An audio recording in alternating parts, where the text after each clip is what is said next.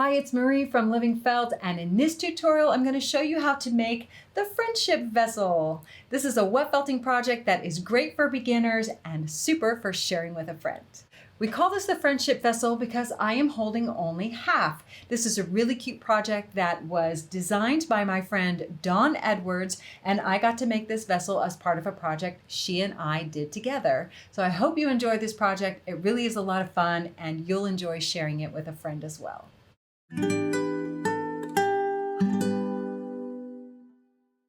One of my favorite things that came out of this collaboration with Dawn is the friendship vessel, or what she calls she calls them the friendship vessels, the companion vessels. I love this process, and so I'm going to make a friendship vessel also so I can trade half of it with Dawn. This is my inspiration. I love the neutral colors, but then I also want to look at going a little bit the opposite. So we're going to be working with in the spirit of sampling, we're going to work with merino short fiber bats. So this is dark or black.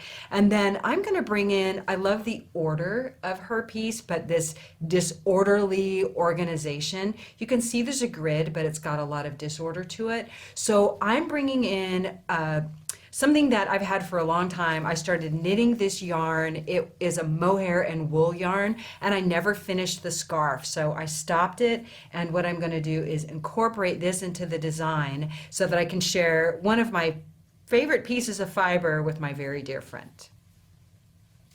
Okay, just a quick rundown of my setup. I'm working with my standard table setup, which is just a non-slip grippy mat, a towel, a bubble wrap, and some plastic. My project will go on top of the plastic, and then I'll make another sandwich with mesh or plastic, whatever you're comfortable with. I have my soap in the water, just gelling while I get all set up. I like to wet out with a ball broth and a sponge both, and then I have a little parking spot for my soap when I'm done. A couple of extra towels, of course, and all my fiber over here is pre-prepared and like on the dry side. As we did with all of our other samples, we are working on a 7-inch circular resist. It's just our thin resist material that we have here. You can use any size you want, but this is what we've used consistently through all of our sample vessels. So that's my size is a 7-inch with the 1 ounce of fiber. For the design layer of this vessel, I'm going to do the same thing that Dawn did on her friendship vessel and the same thing I did for this textural vessel, and that is we're going to apply the design to the resist first and then put the colored wool over top. Okay, this design is going to stretch around without, I don't want to pull it really tight. I want it to go all the way around the resist, however far is up to you. But I'm thinking I'm going to cut off at least one of these, bound edges of the knitting and let some of this stuff just come loose.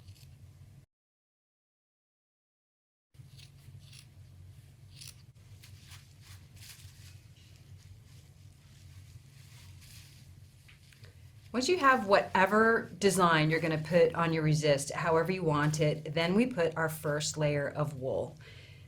I prepared these pulls of the merino short fiber, and I'm going to lay it over where these two edges join so that I can bind it straight away. And then we're going to wet and soap each layer of the fiber. Since this is already this is pulling off even a thin layer of this batting is almost like 2 layers of merino top. You can go thinner if you want, or with batting you can just lay it down however. You don't have to alternate the layers, but if you do a bunch of layers, you might show that if they were all going the same direction, that they would favor or have a preferential shrinkage in that direction. So if you're doing multiple layers, then notice where the grain of the fiber is and alternate each layer. But just a couple of layers, it's not going to make that much of a difference. I'm going to wet out and soap for each layer. I like to press water in and soap in and air out. And we have kind of a thick pile of fiber here with all that yarn. So I want to get that soap to penetrate through everything. Some people felt with more water, some people felt with less water. The most important thing is that all the fibers are wetted and hugging that resist firmly. And then we don't want a pile of water on our bubble wrap. So anytime you see the water puddling, we're just going to take that up. Right now, I'm not doing any rubbing. I'm only pressing water and soap in and air out.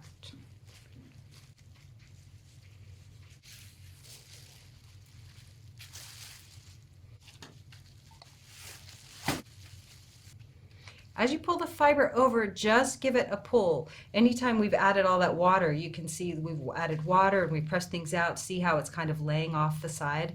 So just pull everything to the middle, to the middle, to the middle.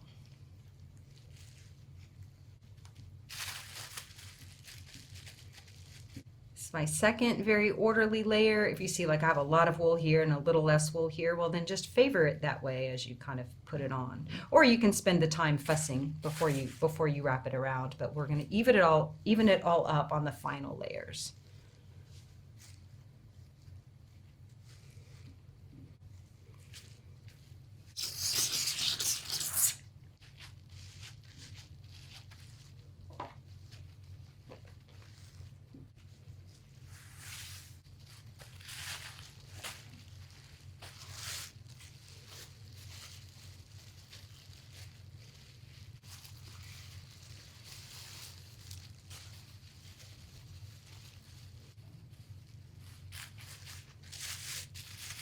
This is the second layer on this side and our third layer overall, so I'm going to go ahead and let that stretch over. And mostly we want everything to feel nice and even, so if you pat it and even you touch it while it's dry here, if it feels a little uneven, we kept a little bit of scrap off to the side, so just patch it in and make it nice and even.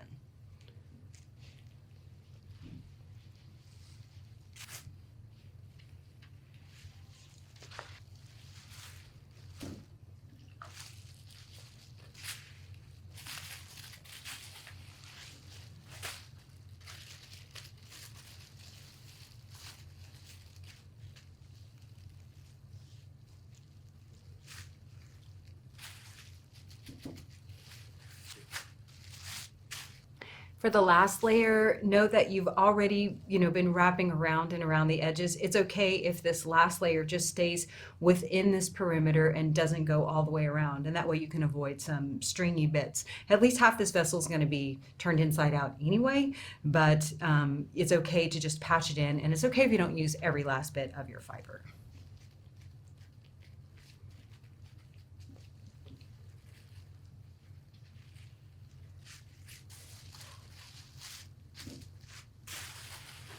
Flip it over one last time just to make sure if there are any trailing fibers that we get them all the way up onto this side before we start rubbing. This is why I like the plastic sandwich. It really helps get all those fibers from one side over onto the other. Okay, once your piece is completely encased, now we can start felting.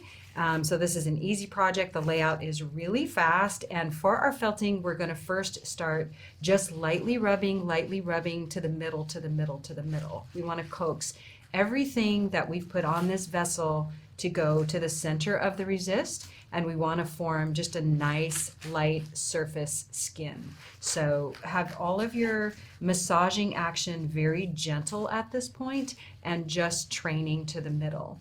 And what we kind of want to do with the wetting to know whether it's wet, so when you press your finger in the pile, you see a little puddle of water, and it should retract just kind of in the count of 2. So you press, puddle, 1, 2. And if it retracts within a count of 1, 2, it's being reabsorbed by the fiber. So then you know that you don't have too much at this stage, and you can continue gently rubbing. This initial phase is just hand rubbing, but what we're trying to do right now is just form a surface skin. We're not trying to felt through all of our layers. So spend a little time gently rubbing the edges and both sides of the vessel to form that surface skin. If your particular vessel has a lot of design elements on the surface, if you have silk hankies, if you have other things that are kind of sticky, you might notice that it wants to stick to your mesh. So just peel back often until it adheres to the fiber underneath and not the mesh. And you can always peel back at a shallow layer like this instead of lifting it off. This kind of vessel is kind of foolproof because all the goodies are in the inside. like a good pie. So I always remake my sandwich before flipping it over and rubbing from the other side.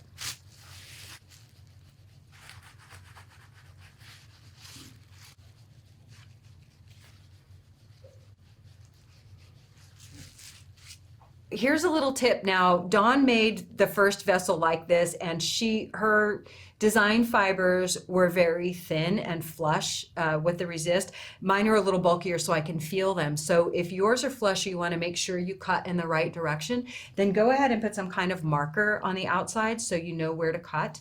So here my design is running around the vessel this way. And if I'm going to emulate hers, we're going to cut roughly in the middle of that design so I can put a little piece of fiber down there so I know where it is. And if you're worried about that marker binding at all, well, then we'll just drop a little piece of fiber over the top. Just take a little tiny wisp of fiber and I'll just trap the ends. And if you have a longer strand of yarn or some design element on your piece and you're worried about it sticking, then you can spread almost a very, very thin, wispy little web. You'd be surprised at how well the fiber acts as a staple and will kind of secure something down. So now we know where we will cut.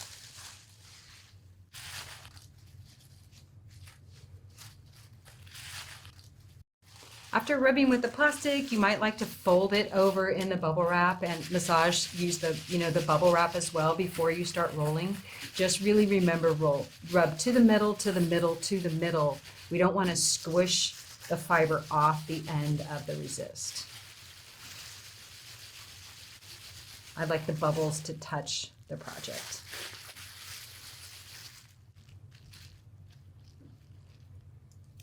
I'm going to go ahead and roll my vessel. Initially, I'm going to roll it flat on the bubble wrap with the plastic on top. This is one of those things that you might see different people do differently, so kind of find your way and see what works for you. 1, 2, 3, 4, 5. 25, and then give it a quarter turn on its axis so a different part of the vessel is laying down. We've got 100 rolls from that edge. Then we'll unroll it and give the project a quarter turn clockwise. You can see it's already starting to get kind of oval, and that's why I like to not press very hard because it's felting very quickly, and also why I like to do little short bursts. Do all 4 edges on the top and all 4 edges on the bottom.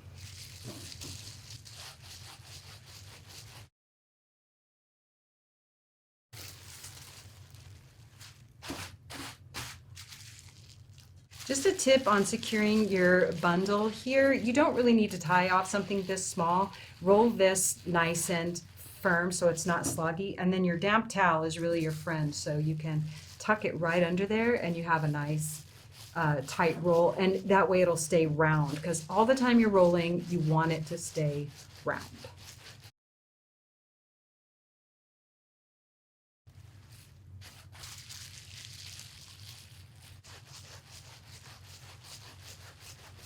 We have rolled our vessel 100 times from all 4 edges on the top and the bottom. So let's look at it a little bit now, because this fiber felts really quickly. It's bowing on the resist quite nicely. You can see that it's starting to torque the resist. Anywhere I roll it, it's starting to torque it and want to keep it in that shape, because the wool has a memory, but also it's shrinking in on itself and it wants to pull against that resist. So this is a really good sign. You can always stretch it a little bit more and keep rolling. It helps form the tightness of the interlocking of the fibers if you stretch it as well. So it's like as they interlock, you stretch them tight and then you'll roll it some more. So now's a good time to look at your vessel and notice the puckering, feel all the edges. It should be nice and firm against the resist.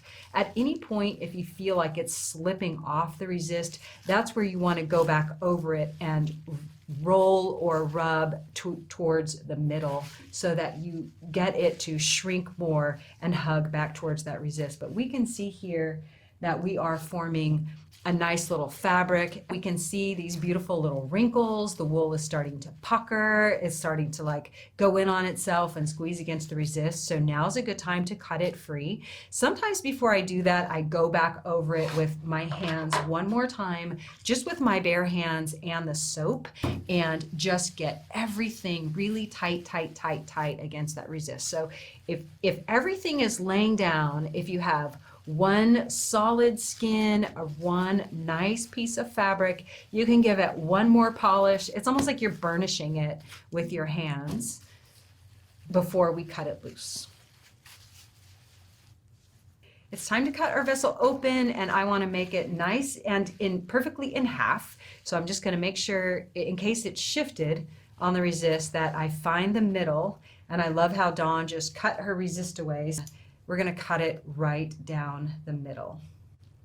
While it's still on the resist, just pause for a second, and with your soapy hands and a little bit wet, let's just go and start to train all of those edges from being blunt and straight to being tapered and sealed. And that'll help everything keep its shape a little bit better. So you can rub it against the resist, and after you get it going a little bit, then you can rub it between your fingers. But first, we're just going to rub it right against the resist.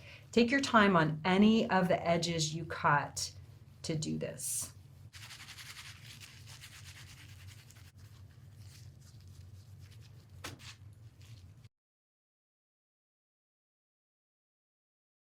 We've been rubbing our edges for a while, so now it's time for the big reveal.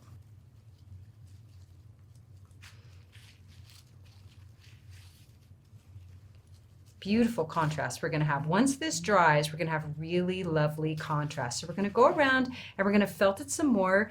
And actually it's at a really great stage where we can shape it over another vessel or a jar or a bowl. And I think I'm going to use the same bowl that my friend Dawn used on her friendship vessels as well, so we can shape it.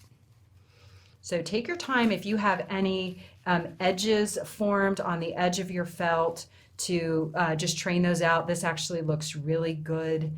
There's no peaks formed even here. There's once we turn it inside out, and I think how she made them was one was inside out and one was right side out, if you will. But they don't have to be that way. If you want them that way, then make them that way. But otherwise, you can do whatever you like at this point. So make sure you go around the whole thing and make sure all the fibers are nicely felted and laying down. And if you have any edges trained into it on whatever side is going to be the outside or whatever you can see, then just rub those out.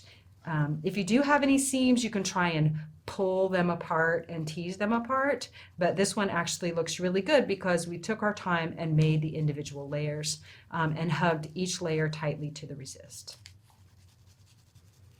Now that we have our wet, sloppy vessel off of our resist, there's still plenty of time to felt even before we get to the fulling or the further shrinking. But you want to look at whatever design elements you chose to use. I chose a nice bulky yarn. And because this yarn is heavy, so it is mohair and it is wool, but because it's heavy, that means it's going to kind of abate the shrinkage a little bit. Right now, my vessels are shaped like with this big arch, and I'm probably going to felt them so that they start to shrink in, but we want it to be even. So however you're fulling your little pieces, try and keep the edges trained together if you want an even result. Just keep that in mind. The way we rub, the way we roll is going to encourage shrinkage, but also the elements we used might abate or support more shrinkage in a particular area. So it's fine to continue felting with the bubble wrap and your hands before you bring any more extreme tools. Really, you just want to start to train yourself to how the fiber feels. And you'll start to notice when it starts to get more dense and come together. And you can also take out some of the water just to evaluate how it feels. So don't be shy to continue felting it more with your hands at this stage or using your bubble wrap.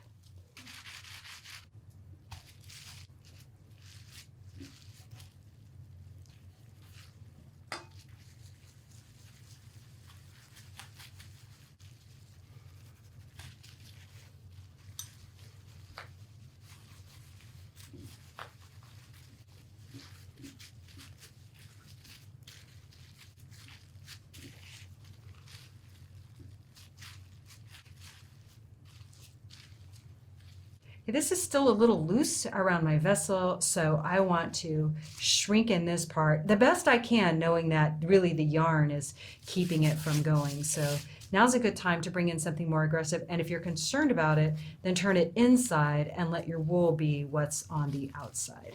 So what I'm trying to shrink is this part right here, the open mouth. So you can roll it on your bamboo. You can roll it in your bamboo, but I don't want to necessarily shrink all the rest. I want to get any final shrinkage right here. And you can roll it in your bamboo and then still just felt like just that part. Really press and so just keep at it until your fiber fits your vessel the way you want it to. But we're already getting a little bit more of a hug, and I'm just going to go a little bit further. Okay, I've rinsed these little vessels completely of the soap, and I gave them a little vinegar bath. So now I'm just going to form them over the vessel to give them their shape. Dawn has chosen this one, and she wants the yarn colors to be inside. And this is all going to show up a little bit more when it dries. You'll be able to see the contrast a little more. So we're just shaping it finally over the little vessel, and I'm going to set it to dry because we trained it around the vessel a little bit earlier on. So this one's in a pretty good place, and now that I have it where I want it, I'm just going to take it out, and then we're going to set it to dry just like this. Now this one, we didn't put on the vessel until a little while later. And what I notice is this one's going to be mine, and the yarns are on the outside of the color, which is what I want, but I want it to be a little more round in shape. So if you're having any issues when you know you've rinsed, you're ready, you've heated it up, you can heat something up and stretch it and tug it once it's hot. Now that it's on the vessel, but I see it is still a little bit loose, I know it's just almost there. So setting it to dry overnight, I'm just going to secure it and bind it with some fabric ties. Not so much that it cinches in a deep line, but just enough so that when I train it, it's going to hug right around the outside of the vessel. Once you put something in this position, you could steam it. So you could steam it over a pot, or you could steam it if you have like a steamer or something, or you can just let it dry overnight and see how well it does for you. See if you're happy with it. If you need to shrink it more, you can always come back the next day and then felt it a little bit more. Here's a final look at the friendship vessel after it's dried overnight. I love the contrasting colors. I love how stark the blue and the olive and the purple look against the black. I marvel at the mohair coming through. I should have anticipated it, but somehow I didn't, and that just makes me smile. You can always trim the hairiness of the mohair away, or you can just love it for being what it is. My favorite part about this project was being inspired by Dawn's friendship vessel, and that we both get to walk away with a little treasure created by each other. So if you make a friendship vessel, I really hope you'll share it with us as well. That's it for this time, y'all. If you make a friendship vessel, please share it with us. Let us know your ideas and maybe how you would change up this project down below. And if you want more Wet Felting Over Resist videos, check out this one or visit our playlist in the description down below.